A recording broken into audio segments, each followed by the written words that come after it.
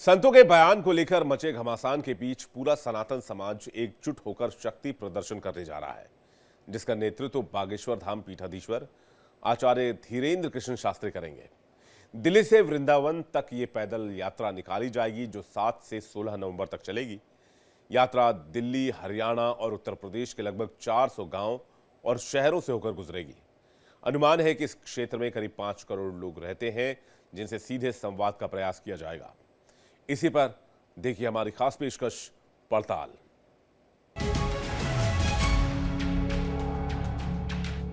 वृंदावन में संत समाज की आज एक बड़ी बैठक हुई। बैठक का उद्देश्य था यात्रा को लेकर मंथन करना। जी हाँ, क्योंकि यहाँ पर श्री बागेश्वर बाके बिहारी मिलन सनातन हिंदू एकता यात्रा की तैयारियों का मंथन किया जा रहा है, क्योंकि आने वाले समय में यात्रा होनी है और इस यात्रा का नेतृत्व बागेश्वर धाम पीठाधीश्वर आचार्य धीरेन्द्र शास्त्री कर रहे हैं। तो दिल्ली से वृंदावन तक की यात्रा निकाली जाएगी और पैदल यात्रा निकाली जाएगी। पहले कहा जा रहा था कि ये जो यात्रा है वो 7 से 10 नवंबर तक निकलेगी, लेकिन अब बताया जा रहा है कि बागेश्वर धाम द्वारा ये घोषणा की जा रही है कि ये जो यात्रा है 7 से 16 नवंबर तक चलेगी। इस बैठक में बागेश्वर धाम के धर्माचार्य प्रमुख आचार्य रोहित रिछारिया भी मौजूद रहे। उन्होंने धर्मावलंबियों से चर्चा की और यात्रा की तैयारियों की समीक्षा की है।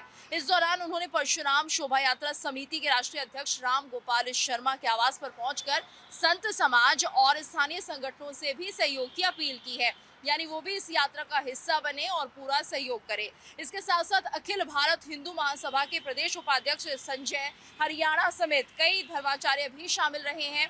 साथ ही राम गोपाल शर्मा ने शोभा यात्रा को हर संभव सहयोग देने का भरोसा दिया है। तो वहीं मथुरा वृंदावन के मठ मंदिरों और संगठनों से संपर्क कर लाखों श्रद्धालुओं की भागीदारी सुनिश्चित करने का भी भरोसा दिलाया गया है। यानी इस यात्रा का जो उद्देश्य है लोगों को जोड़ना, सनातन को एकजुट करना, वो यहाँ पर होता हुआ दिखाई देगा, जिसके लिए आज ये मंथन किया गया है। और आने वाले दिनों में हम देखेंगे कि भव्य यात्रा वृंदावन से दिल्ली तक निकाली जाएगी। वृंदावन में सजे इस मंच पर कई सारे संत मौजूद रहे, कथावाचक मौजूद रहे और इस बीच कथावाचक अनिरुद्धाचार्य भी इसमें मौजूद रहे।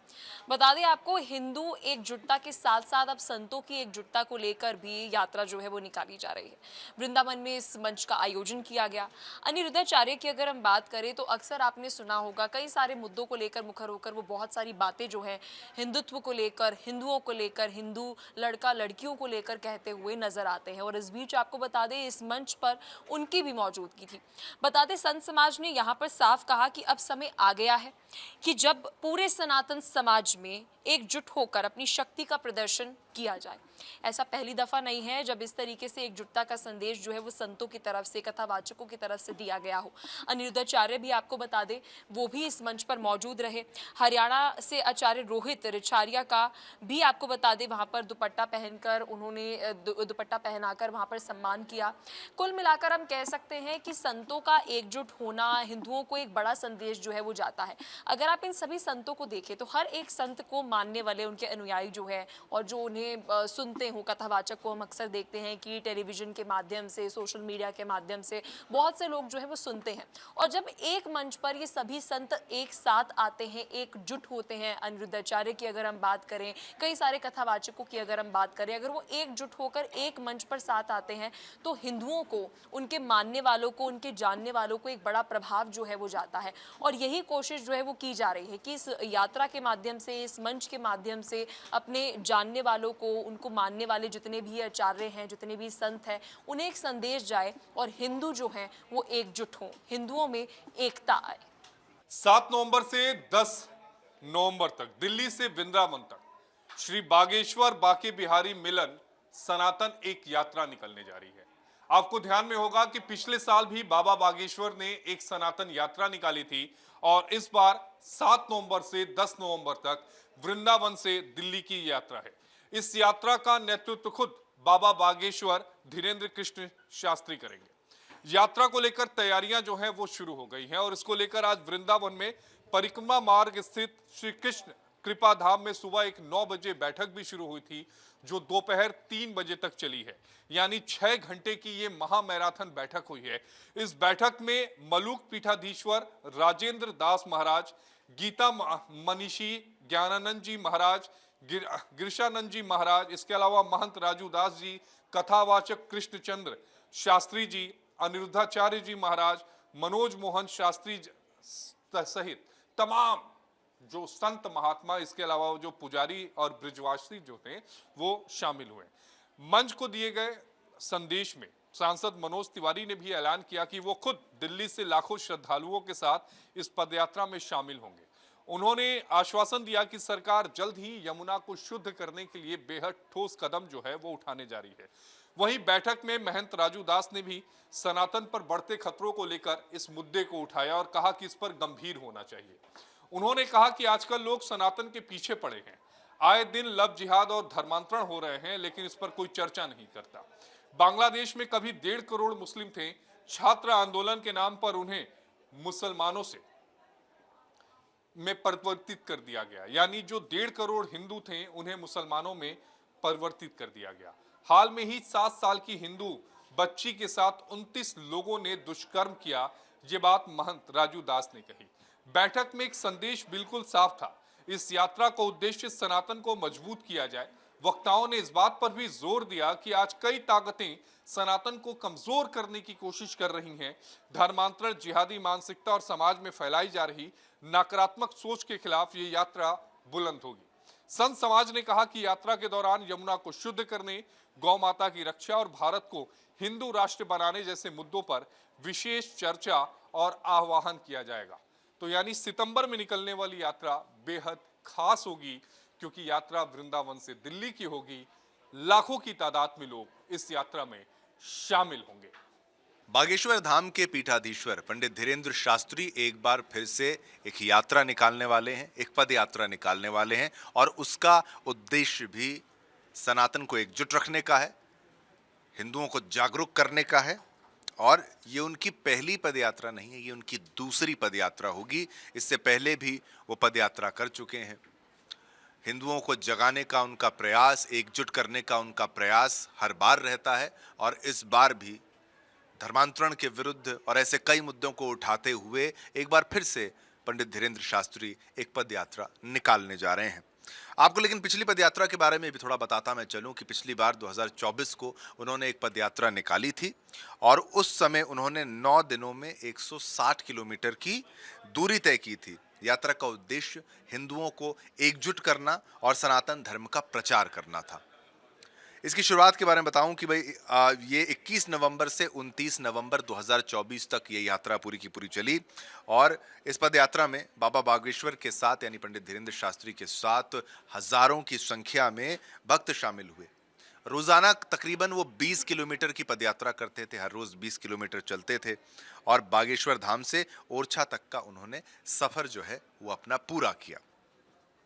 उस दौरान उनका जो जीवनचर्या की अगर बात की जाए तो वो बेहद अनुशासित था, यानी डिसिप्लिन्ड उन्होंने जीवन जो है अपना पूरा वो बिताया। उस दौरान जीवनचर्या जो उनकी थी, बाबा सुबह 5 बजे उठ जाते थे, और स्नान और ध्यान करने के बाद, देखिए बालाजी का ध्यान तो अवश्य वो रोज करते ही हैं, ध्यान करते थे, और उसके बाद फिर सुबह 8 बजे चाय पीकर यात्रा जो है वो शुरुआत कर लेते थे। केवल चाय पी और यात्रा की शुरुआत कर ली। दिन भर में 20 किलोमीटर पैदल चलने के बाद आपको बता दें वो देर रात को 11 से 12 बजे तक वो सोते थे, और मतलब आप सोचिए, और काफ़ी लेट सोना, सुबह 5 बजे जाग जाना, और फिर अगले दिन तड़के फिर उठ जाना, और सुबह 5 बजे से फिर वही दिनचर्या शुरुआत उसकी हो जाती थी। 5 घंटे की नींद, खाने में फलों, रोटी और हरी सब्जियों को प्राथमिकता देते थे, और 5 से 7 बार चाय का सेवन करते थे। ये आपको यहाँ पर बता दें। यात्रा के बीच में जब भी समय मिलता वे ध्यान और पूजा में लीन हो जाते थे। अब बाबा बागेश्वर अपनी दूसरी और सबसे अहम यात्रा के लिए निकलने वाले हैं और पदयात्रा शुरू करने जा रहे हैं। ये यात्रा 7 नवंबर से शुरू होकर आपको बता दें कि 10 दिनों तक ये चलेगी। यात्रा का मार्ग दिल्ली, हरियाणा और उत्तर प्रदेश के लगभग 400 गांवों और शहरों से होकर गुजरेगा। अनुमान है कि इस क्षेत्र में करीब 5 करोड़ लोग रहते हैं, जिनसे सीधे संवाद का जो प्रयास है वो किया जाएगा, यानी उनसे डायरेक्ट कम्युनिकेशन, डायरेक्ट संवाद जो है वो करने का प्रयास। इस बार की जो यात्रा है उसके बारे में भी आपको समझाता चलूं कि करीब 131 किलोमीटर लंबी यात्रा होगी। बाबा बागेश्वर का कहना है कि यात्रा केवल धार्मिक आयोजन नहीं है, बल्कि भारत को हिंदू राष्ट्र बनाने का आंदोलन है। ये भी आप समझ लीजिए। उनका ये कहना है कि सनातन को एकजुट करना, धर्मांतरण और जिहादी मानसिकता का मुकाबला करने के लिए और हिंदुओं को जागरूक करने के लिए ये यात्रा बेहद ज़रूरी है। तो यात्रा का उद्देश्य भी उन्होंने समझाते हुए चला, यानी 1 साल के भीतर बाबा बागेश्वर की ये दूसरी यात्रा है, जिसमें हिंदुओं को जगाने के लिए, धर्मांतरण के विरुद्ध आवाज़ उठाने के लिए और सनातनी मुद्दों को उठाने के लिए ये पदयात्रा, ये यात्रा दोबारा पंडित धीरेंद्र शास्त्री जी के द्वारा की जाएगी और ये उनकी दूसरी पदयात्रा मानी जाएगी। 2024 में भी उन्होंने पदयात्रा की थी और काफ़ी अच्छा रिस्पांस उस दौरान भी उसको मिला था और इस बार तो और बड़े लेवल पर इसको रिस्पांस मिलने की उम्मीद जताई जा रही, क्योंकि काफ़ी संत, काफ़ी कथावाचक जो है वो उनके साथ मौजूद नजर आएंगे, उनका समर्थन करते हुए नजर आएंगे। शुरुआत समर्थन की हो भी चुकी है। बाबा बागेश्वर की यात्रा दिल्ली से वृंदावन 7 नवंबर को क्यों शुरू हो रही है, इसका इतिहास बड़ा दिलचस्प है और ये आपको जानना भी चाहिए। दरअसल 7 नवंबर 1966 वो समय था जब देश में एक आंदोलन छिड़ा था कि जिस तरह से गौकशी की जा रही थी, गौ हत्याएं की जा रही थी ब्रिटिश के दौरान, और उसको लेकर कोई कानून नहीं बना था। हालांकि इंदिरा गांधी, तब ये कहा जाता है कि इंदिरा गांधी ने कहा था कि अगर वो सत्ता में आएंगी वापस से तो इसके लिए कोई कानून बनाएंगी, लेकिन उनका रुख साफ नहीं हुआ। तो जो महाराज थे वो वहाँ पर पहुँचते हैं और इस बात को लेकर धरना प्रदर्शन होता है।